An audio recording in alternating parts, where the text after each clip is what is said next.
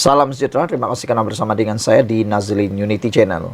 Selepas individu dedah apa Menteri Besar Kedah buat pada Kedah Agro, akhirnya Sanusi pula membalas dengan "See you in court".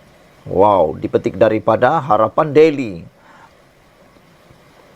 Seorang individu menyelar Menteri Besar Kedah, Datuk Seri Muhammad Sanusi Maknor, selepas membuat satu tuduhan tidak berasas terhadap pekerja Kedah Agro Holdings Berhad KAHB yang membangkitkan isu pembayaran gaji tertunggak. Individu yang menggunakan akaun Facebook Zuraini Abdul Ganli mendedahkan apa yang berlaku kepada anak syarikat Perbadanan Menteri Besar MBI. Dengan mendakwa MBI mengambil pendapatan KAHB dan mencuri kaki tangan syarikat itu. Selain itu, dia mendakwa pengurusan tertinggi KAHB yang dilantik dalam lingkungan kenalan Sanusi hanya tahu membazirkan duit rakyat, tetapi pekerja pula dipersalahkan. Wow, menarik juga pendedahan ini. Apabila beliau mendakwa pengurusan tertinggi KAHB yang dilantik dalam lingkungan kenalan Sanusi hanya tahu membazirkan duit rakyat, tetapi pekerja pula yang dipersalahkan. Terlalu keterlaluan. Waktu Kedah Agro Industrials, hang pa nak buat Kedah Agro Groups of Companies overhead tak sampai RM20,000 sebulan. Tapi disebabkan hang pa had sampai RM100,000 sebulan. Kedah Agro ada income tapi MBI ambil. Kedah Agro ada pekerja, MBI curi staff. Hang pa lantik CEO daripada kalangan hang pa yang asyik bazirkan duit rakyat, akhirnya staf pula yang salah. Dedah beliau. Mana tanggungjawab pengurusan? Takkan hang bodoh sangat katanya. Kaki tangan 24 orang tu ada kuasa buat keputusan ka. Dedah beliau. Kes tak dapat gaji ni bukan baru bulan ini ya. Dah lama. Tapi kenapa dari dulu tak tutup? Sebab dari dulu tak tutup. Sebab masih ada ruang untuk berbahagi habuan kan? Soal beliau lagi. Macam hang berbagi balak dulu luahnya. Tidak dapat dipastikan sama ada individu itu merupakan pekerja di KAHB ataupun tidak. Namun dia mengatakan bahawa Sanusi telah menjatuhkan maruah kaki tangan Kedah Agro untuk tatapan satu dunia. Individu itu menambah, jika tiada kaki tangan KAHB yang buat laporan, pasti wakil rakyat PAS itu tidak akan menutup syarikat tersebut. Kalau staf tak report, mustahil hang nak tutup. Betul tak? Ini baru kes Kedah Agro. Macam mana dengan Kedah Tourism? Tambahnya lagi. Dakwaan dilontarkan oleh Zuraini ini sekaligus mendapat perhatian dan maklum balas daripada Sanusi. Membalas kembali, Sanusi berkata ia satu tuduhan keterlaluan yang tidak boleh diambil remeh serta bertindak mahu memfailkan saman terhadap individu terbabit. Jumpa dah tukang reka cerita karut. Sejak belasan tahun dia bersembunyi di sebalik muka manis. Okey, jom tengok dia boleh pertahan atau tidak tuduhan keterlaluan dia ini. Sila duduk, jangan lari. See you in court, katanya menerusi Facebook hari ini. Saudara-saudara sekalian, ramai netizen menganggap tindakan Sanusi mahu membawa isu Kedah Agrobank Kedah Agro ini ke mahkamah, satu tindakan yang sangat tepat kata netizen. Mereka kata silap-silap hari bulan ini akan menjerat Sanusi sendiri, kata mereka. Kerana dalam mahkamah nanti semuanya akan dibongkar sehabis-habisnya. Tanpa dapat menyembunyikan apa-apa persoalan ataupun apa-apa kesilapan, semuanya akan terdedah semasa di mahkamah. Beranikah Sanusi untuk mendedahkan segala-galanya. Sekian dulu untuk kali ini. Jangan lupa tinggalkan komen Anda, tekan butang subscribe. Kita jumpa lagi. Bye-bye. Salam sejahtera. Terima kasih karena bersama dengan saya di Nazilin Unity Channel.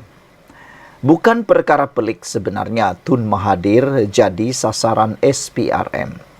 Ini semua dalam pendedahan pengakuan anak-anak Mahathir bahawa mereka katakan Mahathirlah yang menjadi sasaran oleh SPRM. Tapi betullah bukan perkara pelik. Tun Mahathir jadi sasaran siasatan SPRM. Dua anak lelaki Tun Mahathir Mohamad, yaitu Mirzan dan Muqzani, berkata, bapa mereka adalah sasaran sebenar oleh SPRM. Kata mereka, walaupun mereka yang disiasat SPRM, tetapi suspek sebenar ialah Tun Mahathir. Kata mereka, bapa saya adalah suspek utama. Apa pula pendapat Anda sekalian tentang isu ini? Adakah Anda juga bersetuju bahawa bukan perkara pelik Tun Mahathir jadi sasaran siasatan SPRM seperti yang dinyatakan oleh anak-anak Mahathir ini? Kata anak-anak Mahathir, kami ada tanya, bapa saya disiasat berkenan apa? Dan mereka tidak dapat memberikan maklumatnya kepada kami, kata anak-anak Mahathir. Mereka juga bertanya, adakah Anda dapat bayangkan? Bolehkah Anda bayangkan? Anda diminta untuk memberikan maklumat untuk digunakan untuk mendakwa bapa Anda, kata Muqzani dalam satu wawancara bersama Bloomberg minggu lalu. Apa yang didakwa oleh Mirzan dan Muqzani ini bukanlah sesuatu yang pelik. Jauh sekali daripada memeranjatkan. Kedua-dua anak Tun Mahathir itu pun tidak harus pura-pura terkejut dan terperanjat mengenainya. Kedua-dua mereka sepatutnya sedar sejak awal lagi apabila mereka disiasat SPRM dan diminta mengisytiharkan aset kekayaan yang dimiliki, yang disasarkan bukanlah diri mereka.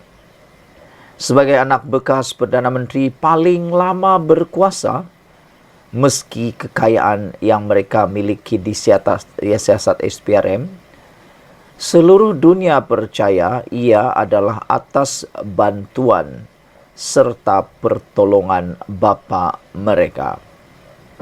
Tanpa mempunyai bapa bernama Tun Mahathir, Mirzan dan Muqzani bukanlah siapa-siapa di dunia ini. Pokoknya, tiada apa yang pelik dan memeranjatkan mengenai perkara itu. Malah Mirzan dan Muqzani tidak harus pun bercakap dengan media asing tentang perkara itu. Ahli Parlimen UMNO yang baru pegang jawatan AJK Pemuda Cawangan di hujung kampung pun boleh memahaminya. Tambahan lagi, selama lebih 25 tahun berjuang untuk mendapatkan kerusi Perdana Menteri, sudah beratus kali Anwar menyatakan jika beliau menjadi Perdana Menteri, Tun Mahathir dan Tun Daim Zainuddin adalah dua individu yang akan disiasat dan diselongkar kekayaannya. Ketika itu Tun Daim sudah pun didakwa, tetapi Tun Mahathir belum lagi. Ketika ini Tun Daim sudah pun didakwa, tetapi Tun Mahathir belum lagi. Apabila Mirzan dan Muqzani disiasat, ia tentulah dengan mudah boleh difahami bertujuan untuk menyiasat dan mendakwa anak-anak Tun Mahathir, mendakwa Tun Mahathir sendiri. Saudara-saudara sekalian, membazir masa saja, menyiasat Mirzan dan Muqzani, jika bukan kerajaan menjadikan Tun Mahathir sebagai suspek utama. Menyiasat, mendakwa dan menghukum Tun Mahathir dan Tun Daim, dua orang individu maha kaya yang sering disebut Anwar, telah mengumpul kekayaan dengan cara merompak wang negara melalui kuasa yang mereka pegang, adalah antara janji yang mengikat, bahkan memikat sebagian rakyat untuk terus berjuang, memastikan Presiden PKR itu berjaya memenuhi impian menduduki kerusi Perdana Menteri. Kuasa sekarang dalam tangan Anwar dan beliau pasti akan menunaikan janjinya itu. Menyiasat, mendakwa dan menghukum Tun Mahathir dan Tun Daim adalah janji Anwar yang lebih besar daripada janji menurunkan harga minyak atau menurunkan harga barang yang dibising-bisingkan kebelakangan ini. Ditulis oleh sabudinhusin.com. Sekian dulu untuk kali ini. Jangan lupa tinggalkan komen Anda, tekan butang subscribe. Kita jumpa lagi. Bye-bye.